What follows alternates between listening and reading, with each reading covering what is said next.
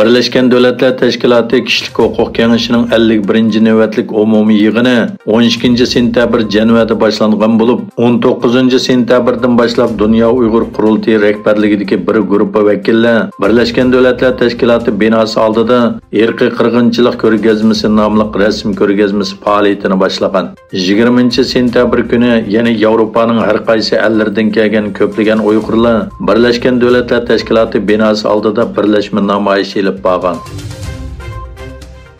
Birleşken Devletler Teşkilatı'nın 77. qitimliq umumiy yig'iniga qatnashish uchun Nyu-Yorkda turayotgan Turkiya Tashqi ishlar ministri Çavuşoğlu İslam Hamkorlik Teşkilatı'nın yillik moslashtirish yig'inida so'z qildi. Çavuşoğlu İslam Hamkorlik Teşkilatı'nın ikinci cho'ng xalqarалық tashkilot bo'lish sifati bilan musulmonlarga qaratilgan naqchilikqa qarshi o'rtaq ovoz ekanligini ta'kidlab, biz Uyg'ur turklari, Rohingya musulmonlari, Kashmirlik qarindoshlarimiz, shundaqla dunyoning har qaysi joylarida adolatsizlikka duch kelgan musulmonlar jamiyati bilan bo'lgan ittifoqligimizni kuchaytirishni xohlaydiganligimizni yana bir qatim bildirmoqchimiz dedi. Çavuşoğlu yana mundaq dedi. Birleşken Devletler Teşkilatı Kişilik Hukuk Ali Komissari e'lon qilgan eng yangi dokladda Xitoyning Uyg'ur avtonom rayonidagi Uyg'ur turklariga qaratilgan kishilik huquq tafsandachiligi aniq oshkorlandi.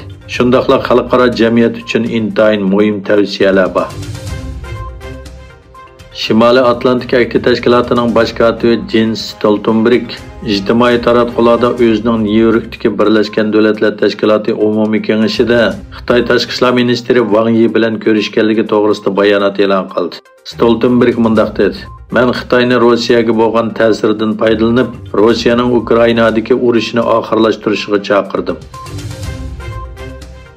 Xitoy prezidenti Xi Jinping armiyaga jang tayyorligiga ahamiyat berish to'g'risida yo'l yo'riq berib, qurolli qismdagi kelgusi islohot planini kuchaytirishni ta'kidladi.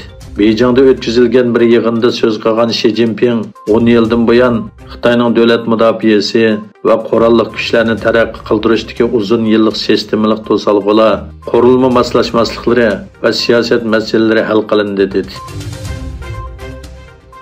Gollandiya bosh ministri Mark Rutte parlamentda Rossiya-Ukraina urushi to'g'risida so'z qilib mundaq dedi: "Bu bizning urushimiz. Men Rossiya bilan bevosita urush qilyapmiz deya olmayman.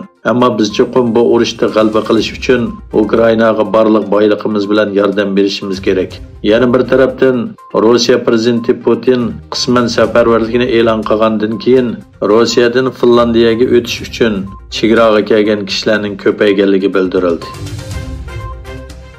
Xitoyning sobiq adliya ministri Fu Jinhua parxo'rlik va qonun intizomiga xiloflik qilish jinoyati bilan sudlangan deloda o'lim jazosiga hukm qilingan.